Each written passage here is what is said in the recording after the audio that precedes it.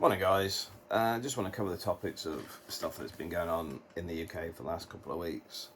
I'm going to have to think about this. There's been so much going on.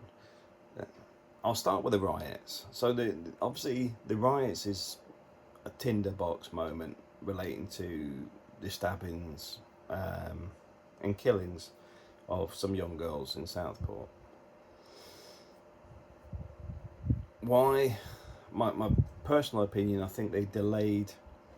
A, it's a horrendous crime, but B, the delaying of information relating to the person who did it had a negative effect. And then there was some stuff leaked online. But I've got to admit, I am not 100% the stuff leaked online actually led to the riots, because I personally didn't see it.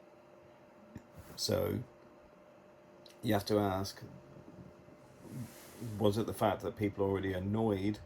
So when there's false information that they're allegedly trying to blame Russians for now as disinformation, was that the tinderbox bit? Because people are already riled up anyway in the UK at the minute because there's so many other problems going on. The other side of it is the definition of British. Now, I'm going to say this quite simply, because depending who you speak to in Britain, they may define themselves as Scottish, Irish, or Welsh. So you already have divisions in there from people that are born and bred in those countries for hundreds of years or centuries. Well, yeah, same thing. So then when you go, this guy was from Cardiff and his parents are from Zimbabwe, there's two things going on here. Because in the UK, I get called like a chocolate jock, for example, because although I'm Scottish by birth, my parents are Scottish, when I go to Scotland, they don't see me as Scottish. But I'm certainly not English, because that's not my heritage, it's not my, there's not an English flag in my house, and I will not wear an English shirt. I do have the Union flag, which is actually flying over there. I do have Irish flags, Scottish flags, even Philippines flags, and other flags, even Spanish flags. But there's not an English flag, because I'm not English. So the fact being is, you have two groups here. Groups that will say you're Scottish because your parents are Scottish and your heritage and history is all Scottish. Then you got the camp here that'll go, well, if you were born in Cardiff, it doesn't matter your parents from Zimbabwe, you are from Cardiff.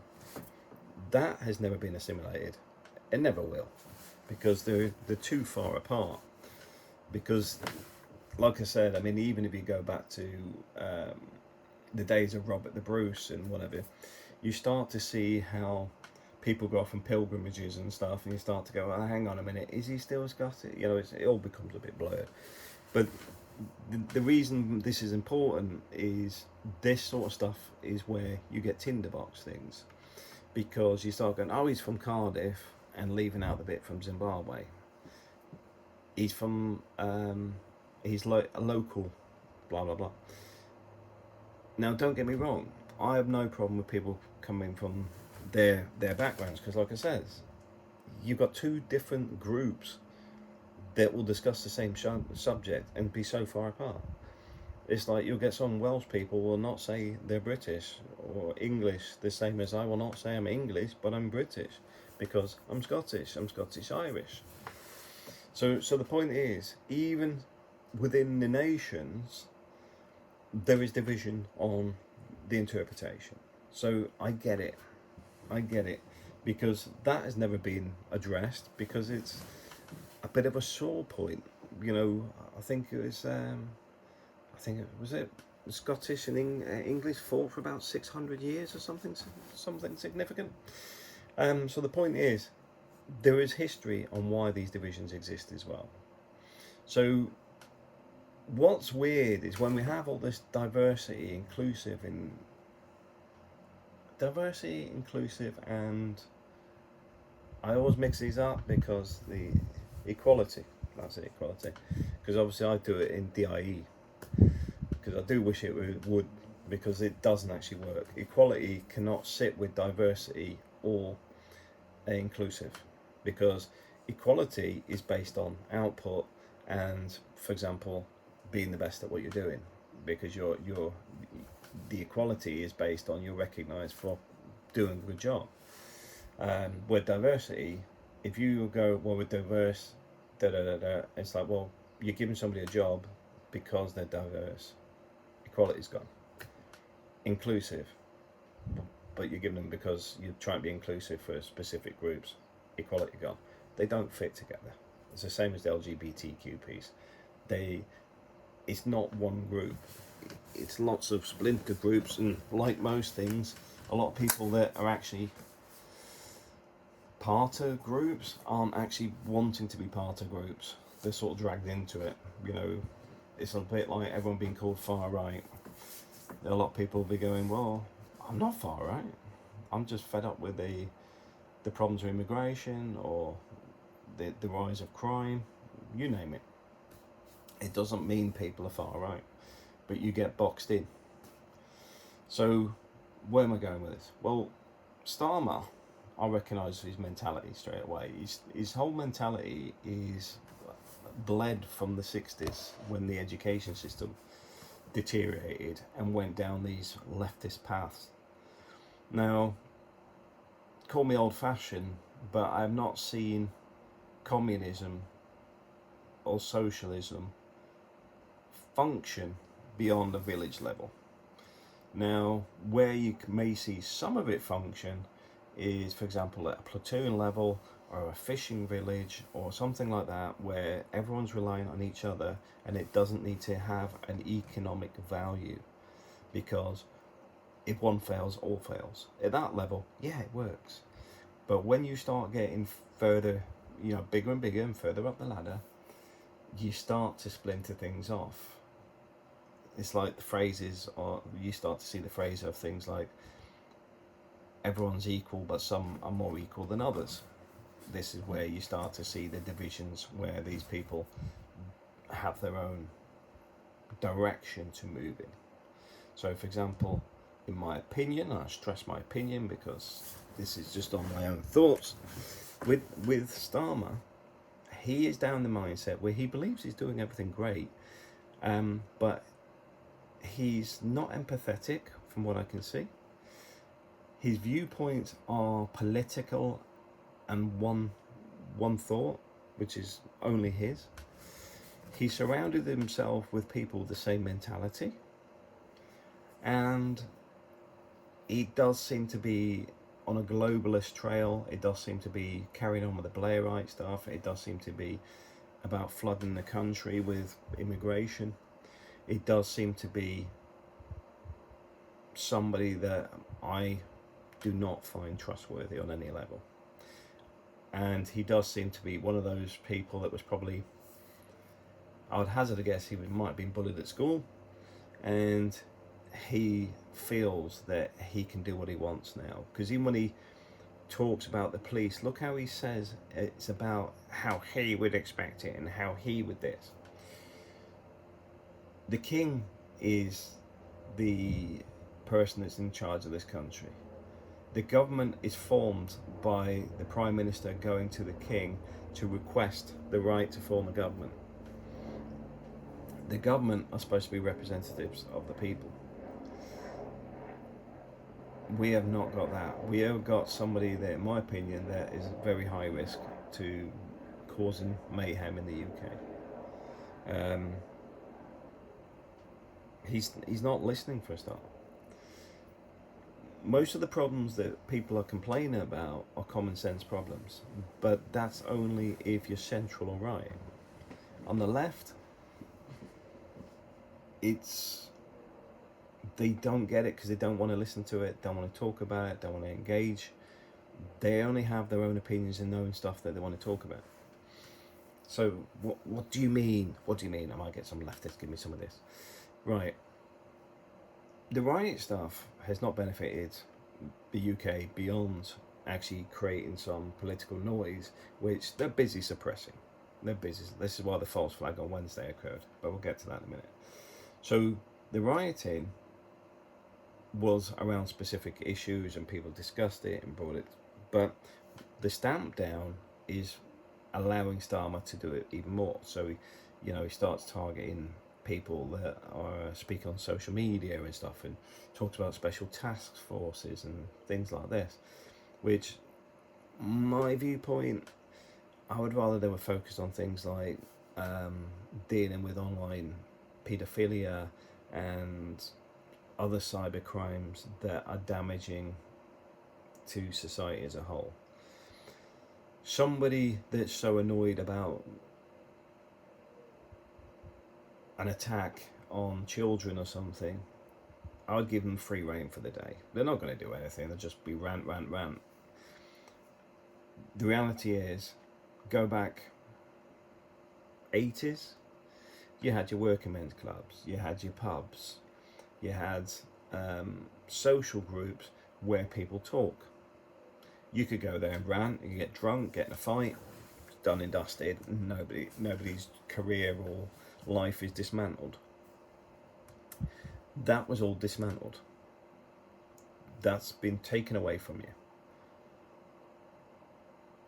Coal riots. When you look at social housing and you got the council stock and housing association, look at the eviction processes and the right of housing, because that's the major point in there. That has shifted. So your council stock and your housing association have done this. If you have a fear of losing your home, you're less likely to be political, and that's been driven. The whole stuff around your garden centres, your home bases, flipping houses, getting a second home, renting it out, and all this stuff is all been deflection. It's the picket fence of America. When you look at the small house with a white picket fence, etc., and why that was introduced to America, you'll see why this goes on. Is to keep you away from politics. Are people really stupid? Of course they are. Because let's face it, most people will follow, they don't lead. And I know a lot of people may get offended by me saying that, but if you're offended by it, just look at the stuff you do. Because we all do it in some form. We all have a TV. We all have stuff that we listen to that we shouldn't do, or whatever. We all get led down the garden path. There's no point hiding from it. But if you can see it, at least you know it's going on. Going to football matches, suppression. Because you have a crap working week, and the one thing you look forward to is the football match on the Saturday, which is why people can get through some of the most mundane jobs and horrible lives because their enjoyment is the football. Now, this isn't a target on anybody, because let's face it, I can't do some of those jobs. I've tried, and I start, even when machining. I've done machining years ago, and I start running 5 machines when it's supposed to be 1 person per machine, simply to keep my mind busy, because going I can't do it. It does my head in. So I'm not knocking anybody that can do that. Your life may be less complicated and less stressful, because you have a routine in there. So, like I said, don't knock it. I'm not knocking you. It's just simply a different way of life. But the point is, the football is the Colosseums of the past. Is to suppress the people.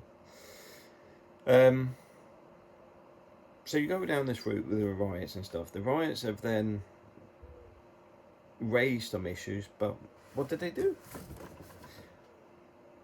The government ignores them. They don't talk about migration. They don't talk about real problems. They're talking about, you're the bad boys and we're going to get you arrested, and thank you very much. You're giving us more powers to actually attack you with, and we'll get the left to support it as well. Then on Wednesday we had this false flag protest. In my opinion, from what I can see, there was never anything about the right coming out on a Wednesday anyway. I made a joke when somebody mentioned it to me that, well, that's because those people have all got work to go to. Because eventually it says, oh, they're on about 100 riots, 100 protests tonight. And I'm like, well, that doesn't even make any sense. But then you got the anti-protest turning up to a protest that didn't happen in areas that wouldn't have the protest if they were having a protest, with all their pristine placards and everything they'd all had printed off previously in a very corporate way, very corporate in their placards and stuff. And then we've seen the Palestinian flags. Now I'll get to my point on the Palestinian flags. The point being is, on Wednesday, there's a couple of things here. My YouTube feed all had the same statements around these false flag protests. I do not think anything that the right was ever going to come out. They're trying to make out that the right is an organised environment and all this sort of stuff. Firstly, I wouldn't say they're all right. I think a lot of people are central, because we don't seem to talk about central anymore. It's just everything's far right, because if you don't agree with the left, you're far right, and that's it. Very easy to do that. But most of these people come out on the weekends because of what happened in Southport, etc.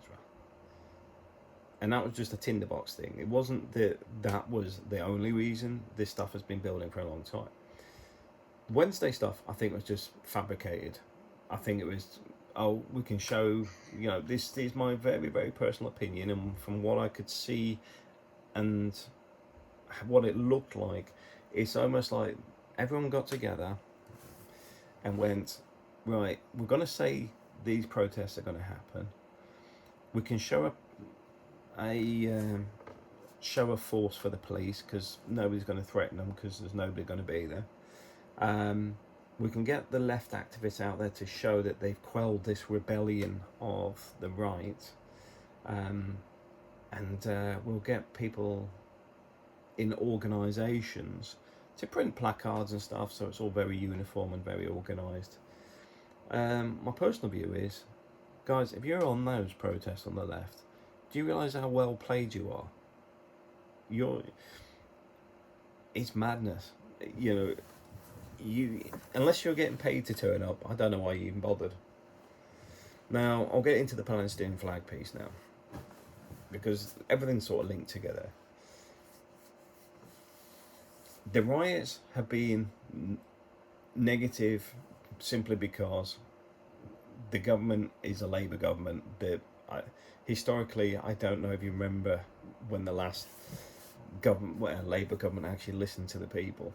It's probably when it was a Labour government and not a Blairite left-wing, God knows what it is, globalist group, in my opinion. The Palestinian flag, I don't know about you, but I've seen Palestinian flags being waved at these left-wing anti-protest, protests, whatever, for bloody months, right? Has it stopped Gaza? Has it stopped? Is it encouraged government change? Not a single thing. Not a single thing. You just carry on waving your flag. The government couldn't give a toss about you. You're not making any influence or change. But good on turning up on Wednesday, because you've actually helped the government maintain its status quo for itself. And at the same time, you haven't made any difference to Gaza. You haven't made any difference to Palestine. You've made zero impact at all. I might get attacked on this stuff, but in reality, for me, for speaking to the left as well as the right, doesn't it highlight how little protesting actually means in the UK? I would say let that sink in. Tommy Robinson had his big march in London, and he's had a few there. I don't think they made any difference to the government. The rioting has had a short-term impact of media change. They then reshuffle it. They then put the left narrative, the left has suppressed the right.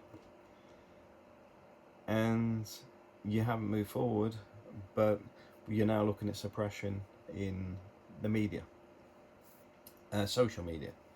Now, one of the things I do recommend for people is, if you want to have a rant that you're not happy about, do it in person with people you trust, because we're now, in my personal opinion, in the realms of Stasi and other secret police unit.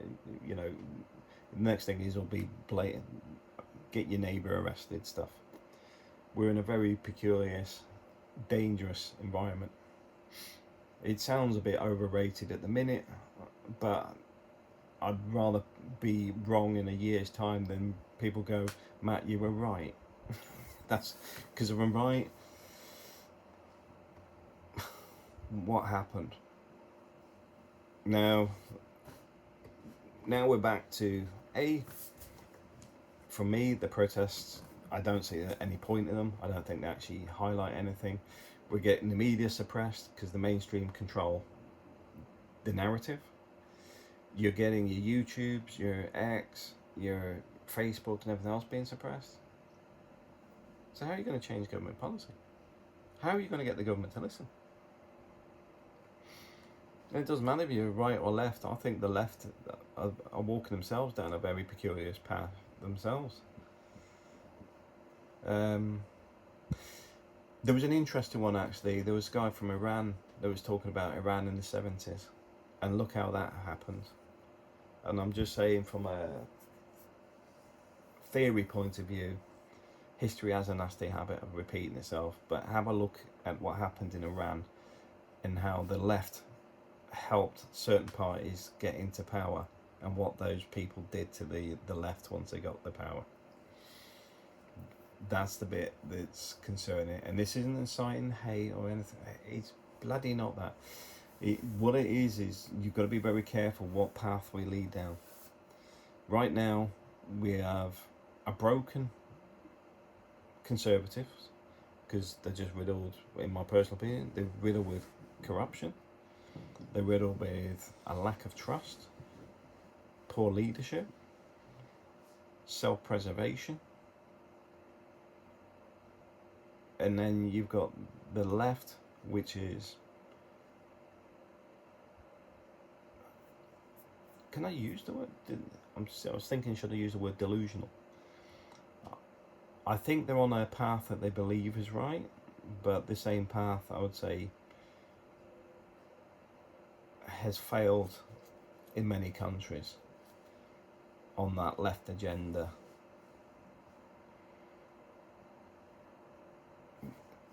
So yeah, I'd say we're down the path of failure. And then you got Farage and his piece. And to be fair with Farage, he talks a lot, and people complain about him going against Tommy Robinson and stuff lately. I've said myself,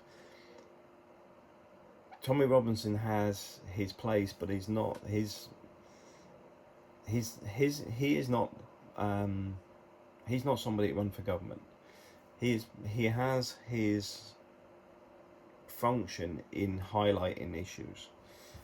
So I would actually say that having somebody like Tommy Robinson on bodies that deal with crime would actually be a positive, because you can actually, doesn't mean he's going to get everything his own way. Don't confuse that. I didn't say head of a department or something. I'm talking about somebody that sits there amongst communities and stuff that have a lot of these problems in their ranks, as well as having police and other people in there, government officials, etc., to go, how are we going to deal with this? Because at least with Tommy Robinson, you're going to hear about it. When they do nothing, you don't hear about it, bizarrely. Or when they cover it up, you don't hear about it. So that's where I think his function would be better served. I do think he's been bashed a lot because he's got a lot of deep stuff within him from what's gone on over the years and what he's seen and what he's understood. So I fully understand that some people may not like him having a viewpoint on these types of boards, but at the same time, that's why you mix the board with different people to actually have something that reflects the majority of people, not one single majority, the majority of people in the sense of you've got people from different demographics, etc., represented. But Farage, I don't see Farage being able to do much. His party's too weak, but unless he actually starts pulling solutions together, I think he would win. He would struggle to win the next election with a large amount of people. I don't think him getting involved in the riot stuff made much difference. I think he'd have been better just focused on what our root cause is and just going, well, this is the root cause of this is the root cause of that, and just keeping it on the mass immigration issue is causing a problem with the economy. It's causing a problem with housing. Why? Because the influx of people have driven the housing costs up, the cost of food, the cost of everything. If you've got X amount of extra people here, the demand has gone up. Energy bills will go up because there's more people use more energy. A lot of these are just simple mathematics stuff, and people may actually go, well, Matt, you're wrong, you don't know what you're talking about. I'm just talking about things that could be easily focused on to actually open the discussions, because they're not discussed. See, if you can get to a point where people are actually discussing things, you can start to get to logical answers. If it's not a problem in the housing, great, but I think it is a problem in the housing. The rise of HMOs is a problem in the housing, and I'm in a HMO, house of multiple occupancy. For me, having this place means I've got a place where I don't have to worry about burglaries and stuff because it's a shared house, because there's always somebody in the house. But I fully understand there's a large quantity of these houses, and you take a house that would have been for, say, a family of 6, 2 kids and 2 parents, and you got 6 people with 6 cars. Obviously, that has an impact when there's at least 1,500 of these types of houses in Northampton, I believe. Has an impact. We are very isolated because even within the house, although we say hello to each other, we don't go out together or, integrate like a house would be in a street where everybody has neighbours and kids. So you increase in the isolation. So there is stuff that affects the economy in more than one way. And the reason I mention the isolation is because then you can have false barriers. Myself, I've got no problem with most people. And, my main house is in Spain, where my neighbours are from all over the place. It doesn't bother me. I mean, don't get me wrong. There is some people at the end of the road. I was gonna say their nationality just because, but I just remember there's more than one group of people from that same nationality, and I don't want to upset the wrong ones, thinking I have an issue with them. But no, it's they had a falling out with their neighbour, so they put a speaker in a bowl to create an echo and put it in full blast just to annoy the neighbour. I mean, both neighbours seem to be in their 70s, so I'm just like, what are you doing? But he does seem a bit of a twat. Not the neighbour with the speaker. Sorry, not the neighbour without the speaker. He seems all right. It's the neighbour with the speaker seems to create the issue. Because it seems to have an issue with a few people. But anyway, I'm off on a tangent. But the thing is, communities are splitting up. Like I said, the pub was a central hub for a lot of people. when I was a kid, you know, you used to go to things like youth clubs and things like that, and now you've got things like this Taylor Swift event where you got a youth running through there with a machete or whatever it was he was using, butchering them. Where do you take your kids? I've got to admit, I'm more in the mindset of Spain, where even the local police that do the traffic control for the kids carry a sidearm. Twat did that in Spain, they would put him in the ground. I wouldn't, I wouldn't hesitate. I wouldn't even hesitate to think they'd kill him, and I have no sympathy for the twat at all. Anybody who goes near somebody's children that way deserve it, in my opinion. Should we arm all the police? I don't agree with that in the state of the police in the UK. And I will say this about Spain, because this is an important point. When you look at the police who are local, they're not as fit as the Guardia. You look at the Guardia, they look more military, you know, because I think they were originally a militia. So the fact is, their fitness is much higher. The police are local, are more like your local Bobby, chilled out. Oh, don't litter over there. They're okay. They're not. Guardia are more likely to slap you for annoying them. But at the same time, they function well together, because you've got two sets of police, and the ones you can have a laugh with and the other ones you may not. Although I find all of them so fine. I do get Brits tell me that we got beat up in whatever. You know, it's like, well, you must have been doing something in the first place, because I don't have these problems. But the point being is, I don't think arming the police will fix anything. A lot of the police don't seem to be. See, how do you say it without actually saying it? Fit for purpose? They're becoming a mockery, and for me, that's a problem. Because I get they're a representative of the state, but at the same time, when I'm in Spain, I recognise the Guardia are a lot stronger than the local police. You know, their mannerisms are very different. They're a lot more professional. It's the same as when you go into Madrid or Barcelona. So the police have a presence. The police we see here are often overweight, seem to be a bit short. They don't seem to carry themselves well. And I get we've gone down the diversity, inclusive and equality piece, but the reason all this stuff was put in place originally is the same as the height and the police height. Look at the history on it and why it was there. We have dumbed everything down to the point that I feel sorry for the police, but I do not like them. They are going to come to people's houses and arrest them for things they said on Facebook, and I go, well, I'm just doing my job. No, I wouldn't do that job. It's as simple as that. I would not do that job.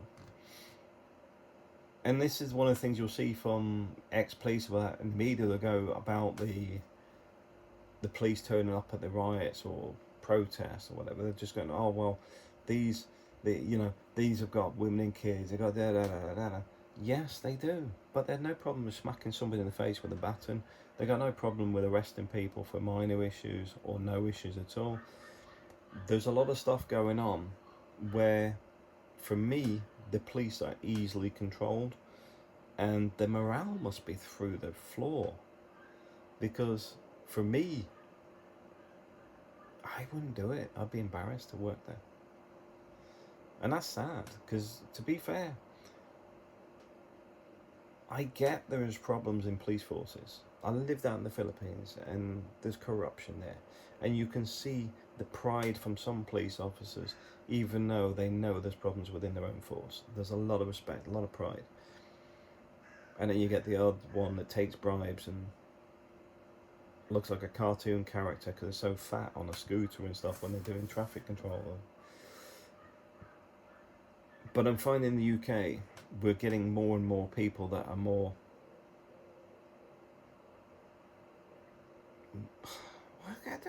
I can't even call them police anymore.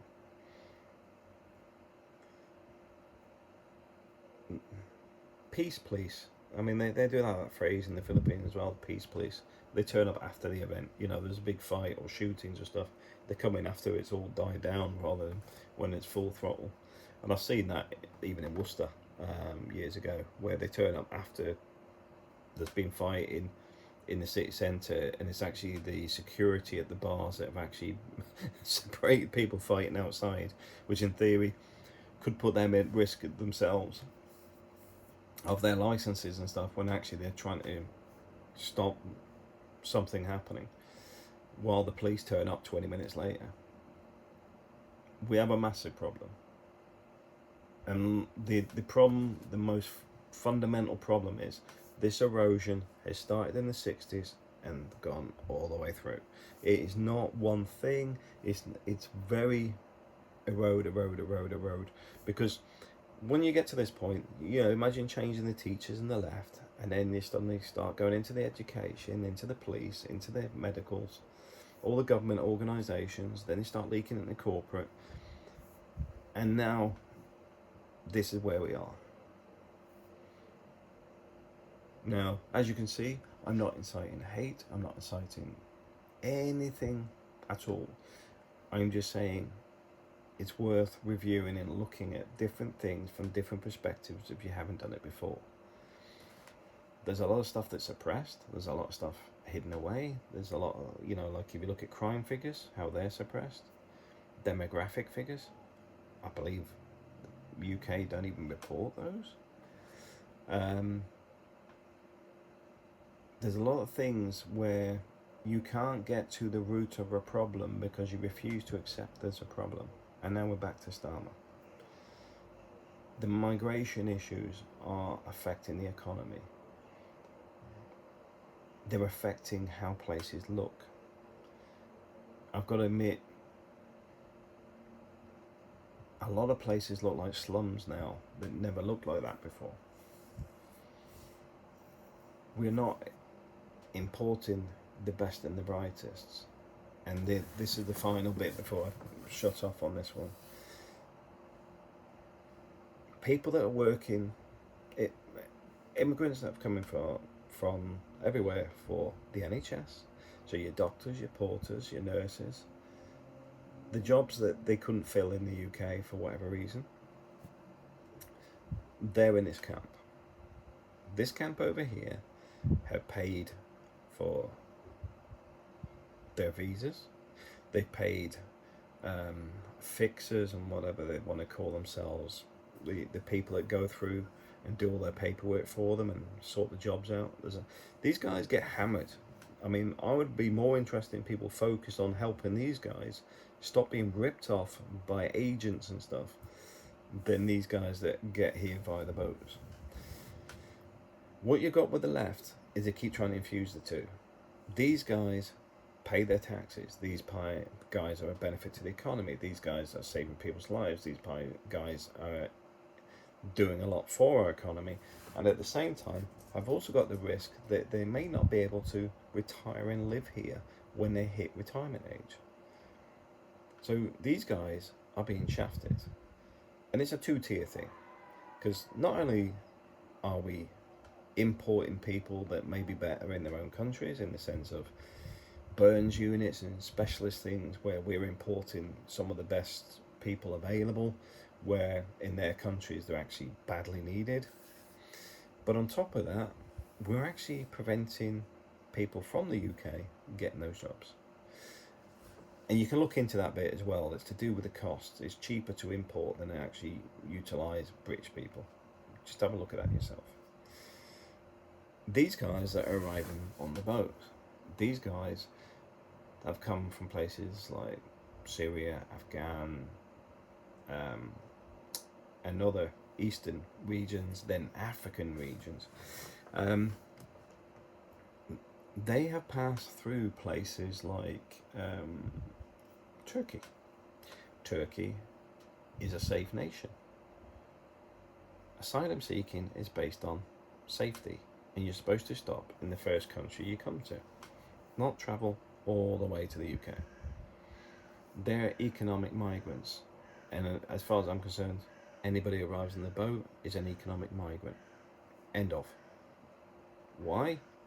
They've passed through how many safe countries to get to Calais or wherever it is the stop-off point.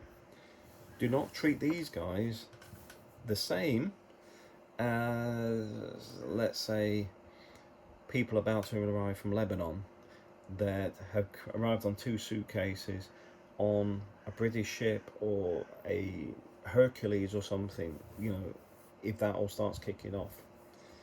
Those guys, guess what? There was no safe country. They went on a plane.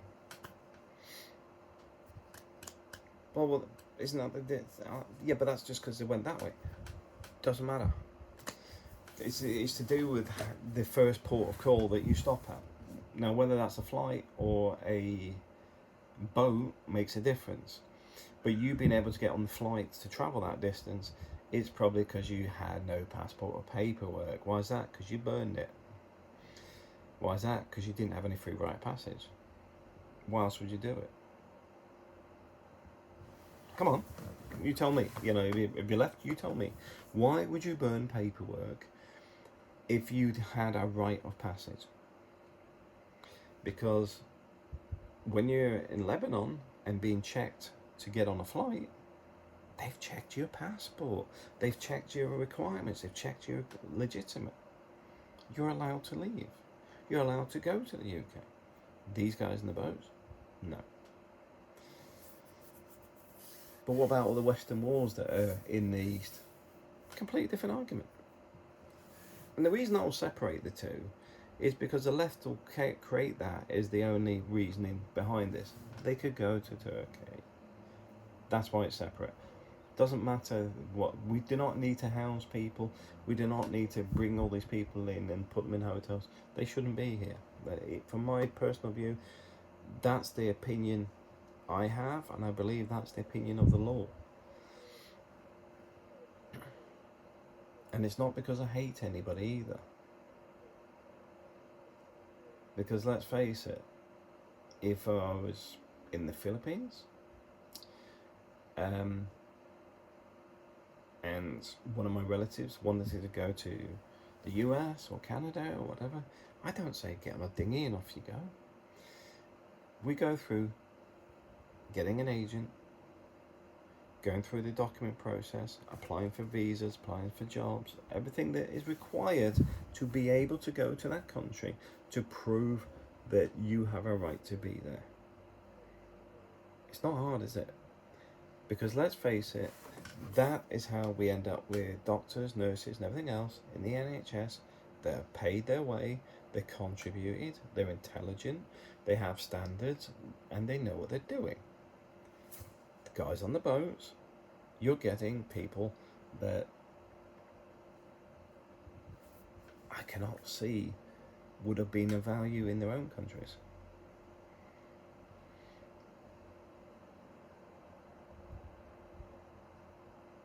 I can't understand. I can get where somebody may have been a doctor or whatever, and a conflict occurs, but surely if, for example, you're in Somalia and you went to another neighbouring country, surely there'd be more opportunity to become a doctor in that neighbouring country and assist your country, as well as reinforce that your paperwork's correct. Maybe I'm wrong, but I doubt it.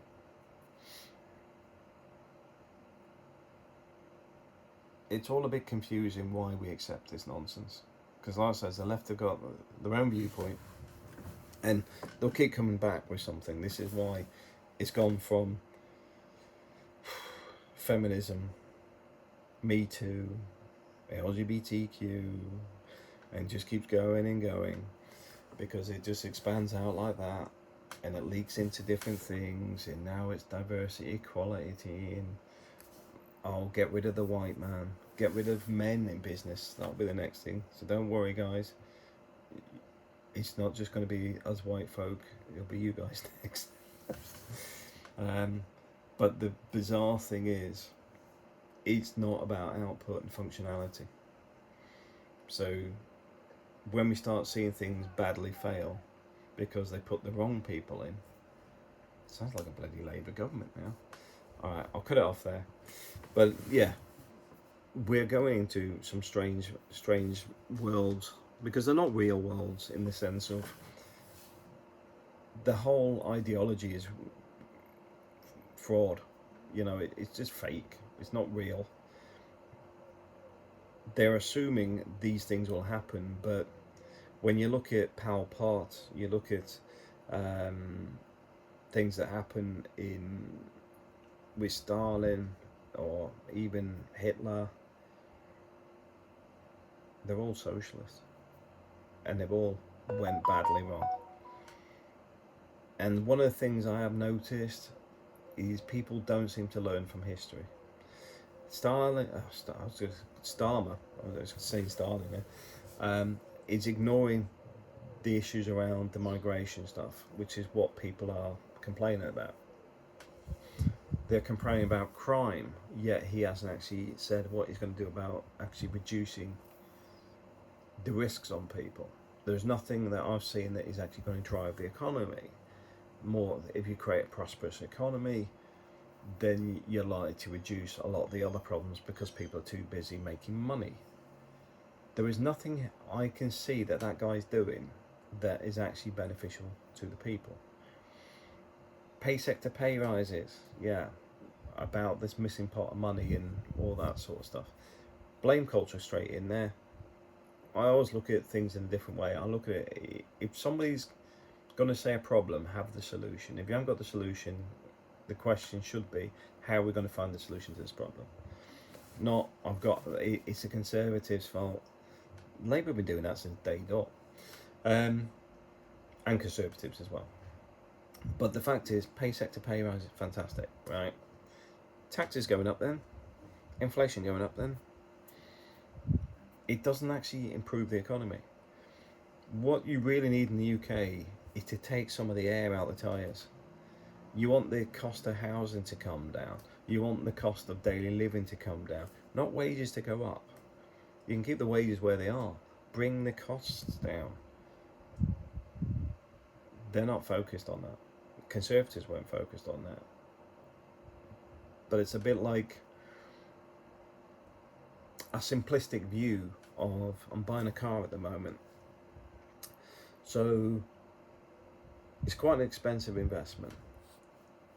So I think if I struggle for another few months and put a bigger deposit down, then I can reduce my monthly spend by 50%. Which means the pressure for the long term is reduced by taking short-term pain. What has any of these austerity measures done to the UK in a positive way? I'll leave that one with you to think of, because I haven't seen any improvements for a long time in the UK. Thanks for watching.